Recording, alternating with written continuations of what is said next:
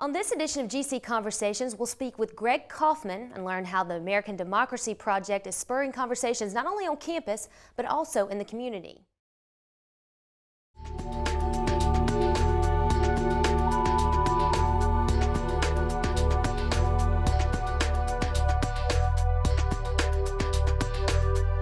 Welcome to this edition of GC Conversations, and our guest today is Greg Kaufman. Greg, thanks so much for coming in. You're welcome. We appreciate you being here, and you're going to tell us a little bit about what you do here on campus, primarily with the American Democracy Project, right? Correct. I coordinate the American Democracy Project here at Georgia College, and we're one of 230 public universities that is a part of the network of ADP, for short, universities. And the ADP simply tries to promote democratic activism and good citizenship among students, faculty, and staff. And you guys have a lot of ways that you do that here on campus and in the community. Can you tell us a little bit about some of those things that you do? Well, on campus, I think that probably the most influential and well-known project, ADP project, is our weekly Times Talk series. We have a Wednesday noon current events discussion. It takes place in the library, the second floor, and the public is invited. But every week, students, faculty, staff, and citizens come and talk about a current events issue. And we have faculty that facilitate, sometimes students facilitate, and it's been very popular.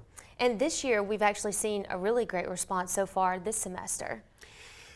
Unprecedented. Yeah, we've had close to 500 people in the first Wow. five weeks.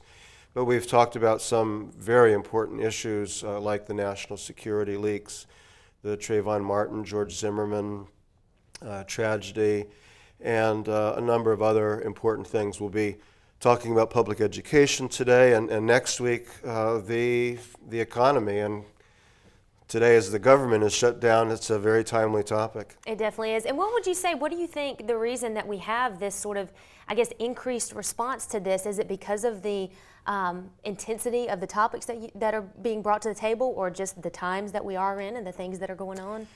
Well, partly I think it's the intensity of the topics, but I really think that over the years, faculty have come to appreciate the value of the beyond the classroom learning opportunity for students. And so faculty really encourage students to come.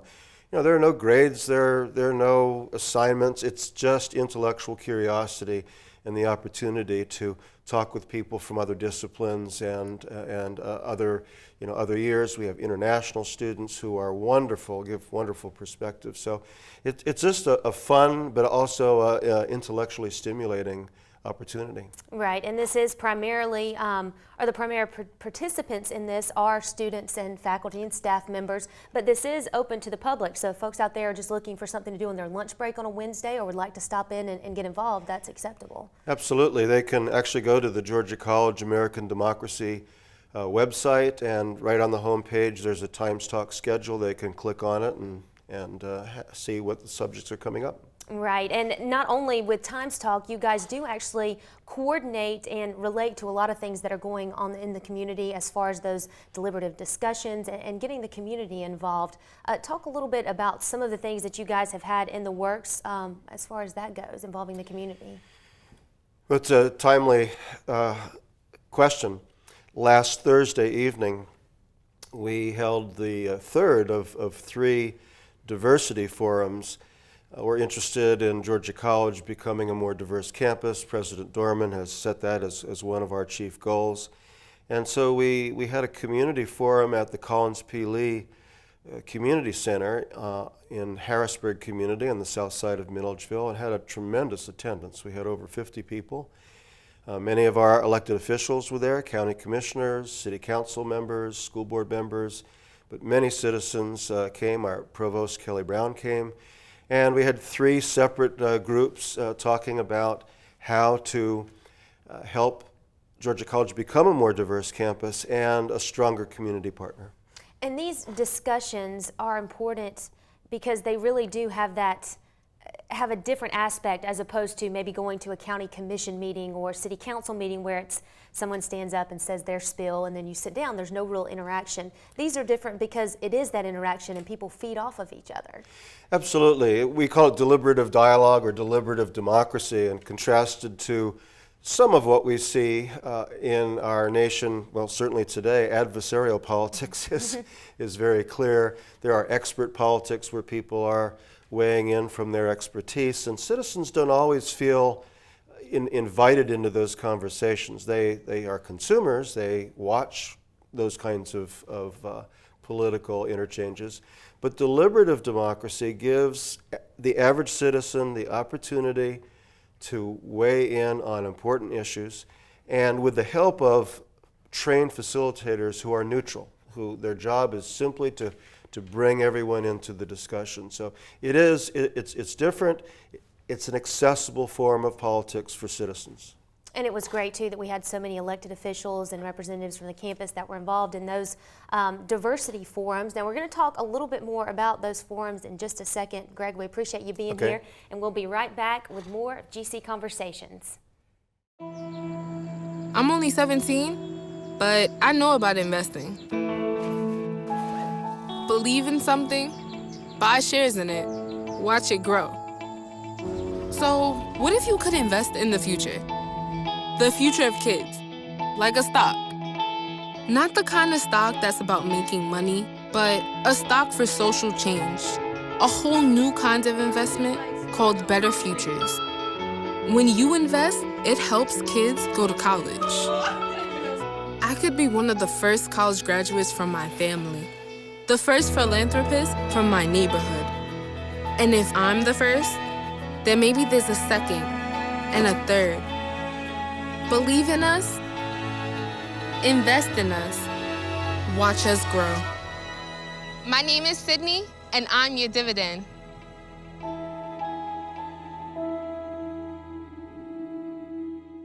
But it would be safe to keep your distance until there's no secret that laughter makes you smile. Reliable sources say that chicken soup has found their way out of this dangerous, but it will be safe for until they are returned.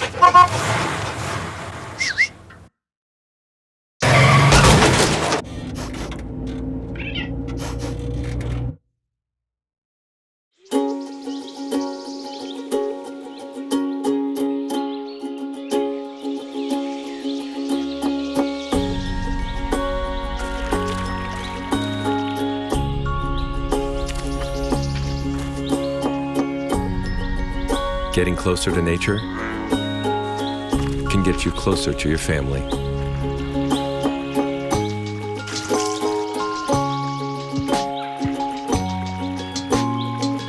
Go to discovertheforest.org.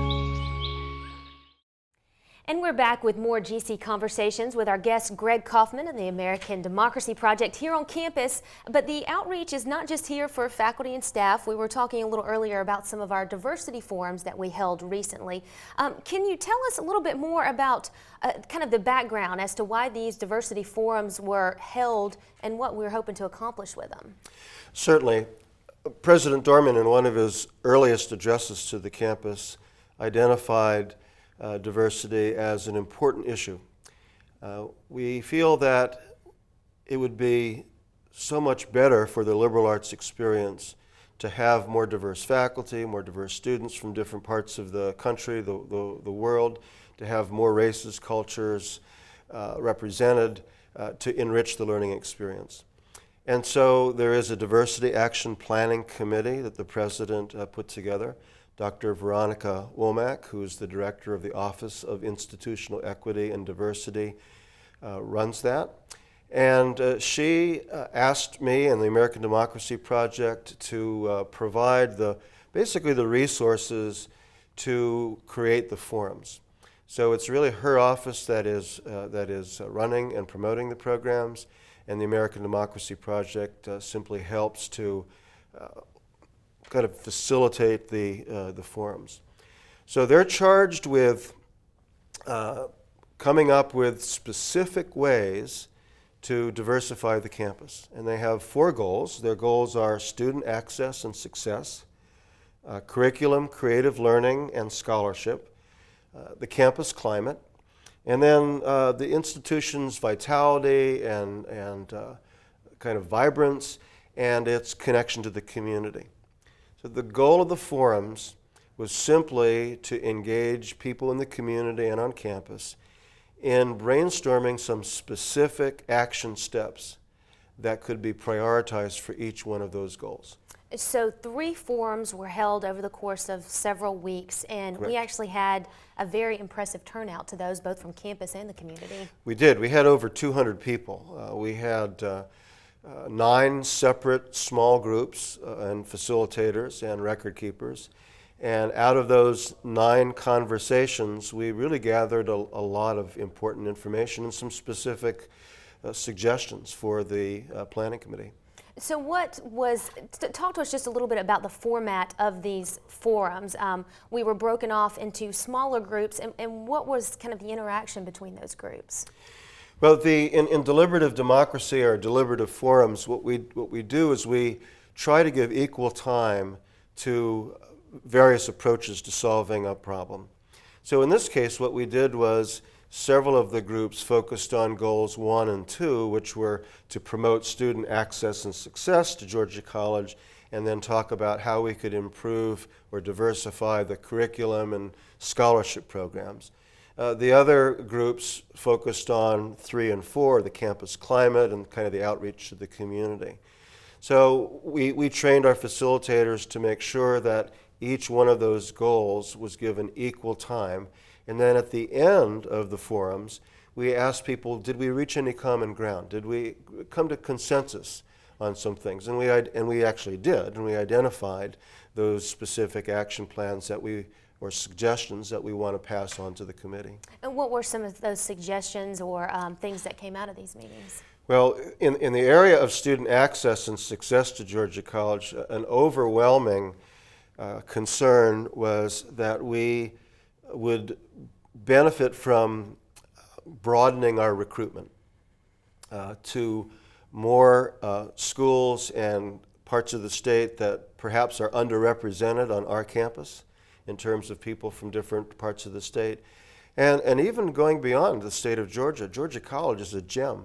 And I think, having grown up in the Northeast, I think a warm weather, liberal arts, small college would be quite an attraction to people in New Jersey and Pennsylvania, where I spent a lot of time of my life.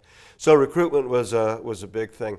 Secondly, in the area of scholarship, students were fascinated when their professors talked about their travels and actually brought in cultural artifacts and were able to connect the content of the course to some other cultural contexts. And those were 2 of the big suggestions that we improve in both of those areas.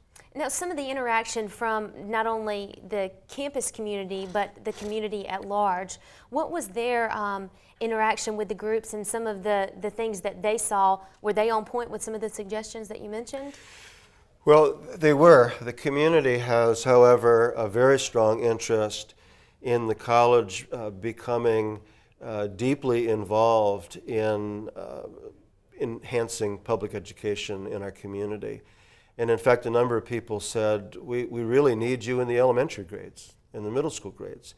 We could benefit from Georgia College faculty and students in championing our students, in making them aware that college is an option for them, and that even coming to Georgia College is an option for them. So there was a deep interest in the participation of the college in working with community partners as it relates to education.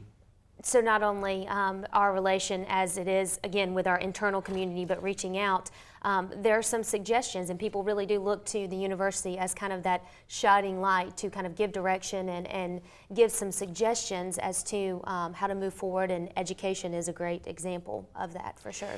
It certainly is. But one of the other important aspects, I think, of these deliberative forums is that learning is reciprocal.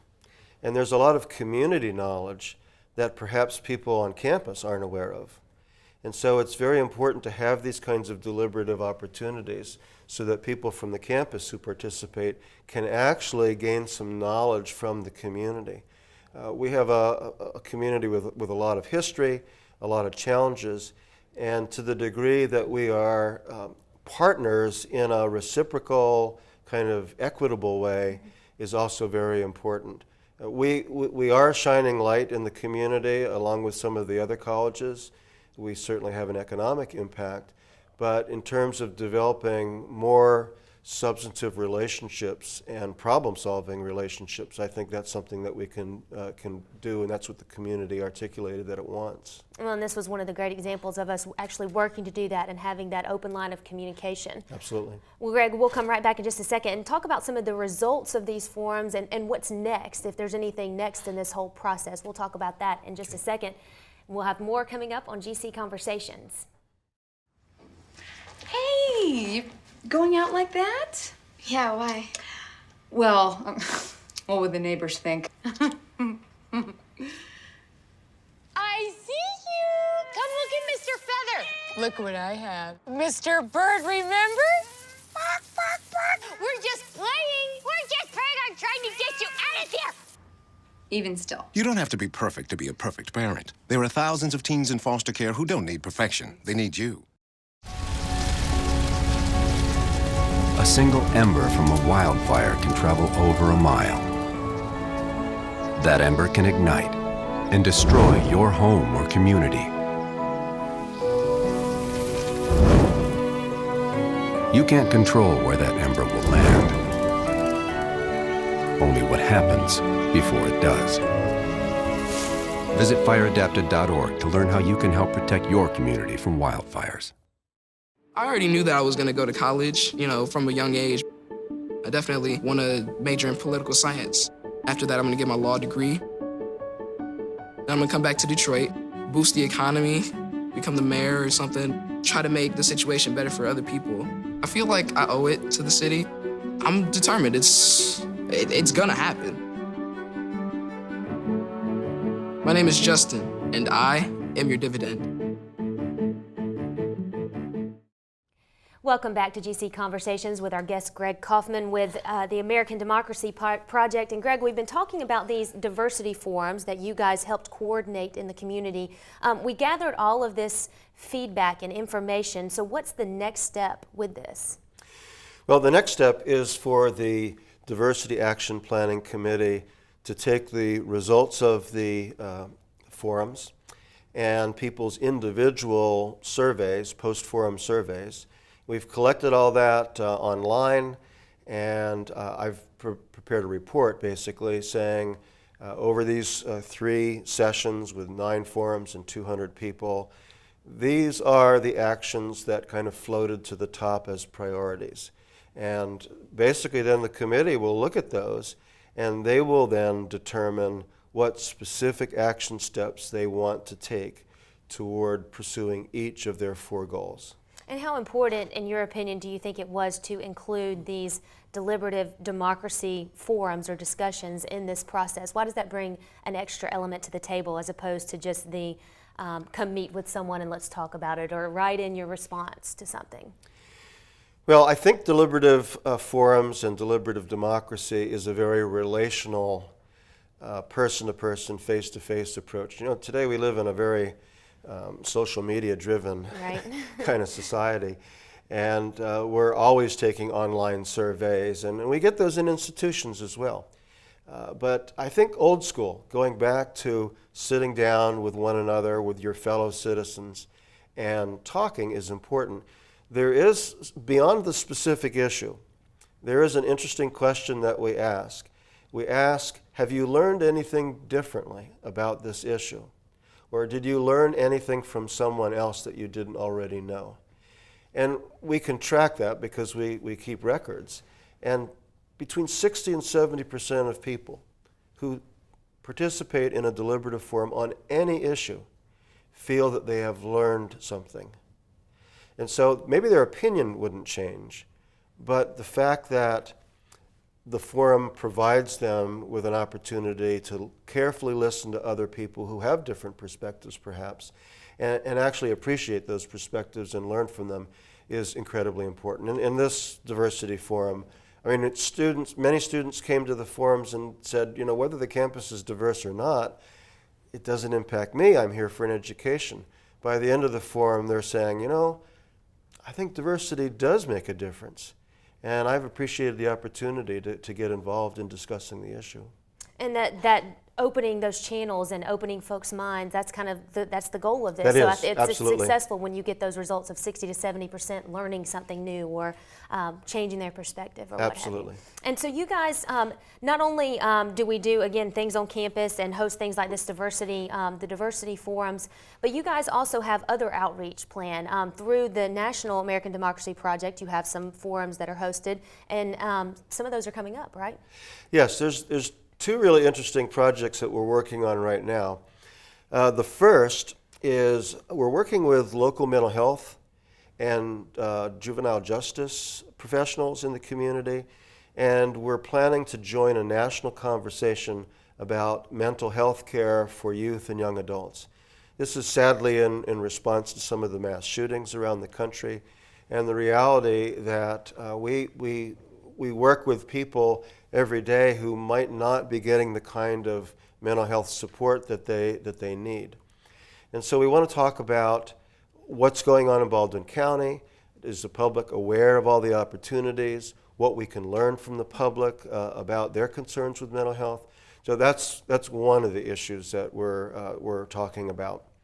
The second issue is we're working with a number of student organizations, the Student Government Association, College Republicans, Young Democrats, a number of academic departments, and we're planning on holding open forums for candidates who are running for Congress and the U.S. Senate seat that is being left by Senator Chambliss as he retires, as well as a city council candidate forum as well. So those are two really interesting projects that the public is welcome to participate in. And where can they go to find out dates and times and as this stuff develops? Well, the American Democracy website is www.gcsu.edu/ADP. They can go there. They can go to the college website, and we will be posting schedules for all of these events. For the mental health, conversations will be using, of course, the public media. Mm-hmm. Definitely. So some great topics that are coming up, and a great way for folks in the community to really get involved with the university on that intellectual level and to have those deliberative discussions to further an issue or to further politics, to become more informed about things like that. Some great ways out there, and we're glad that you guys are involved in that and see the importance in it. Thank you. Well, Greg, we definitely appreciate you coming in and talking about the American Democracy Project and all the things that you guys have going on. We do definitely appreciate you coming in. It's been my pleasure. All right, thanks so much. And that's it for this edition of GC Conversations. You can join us again next time.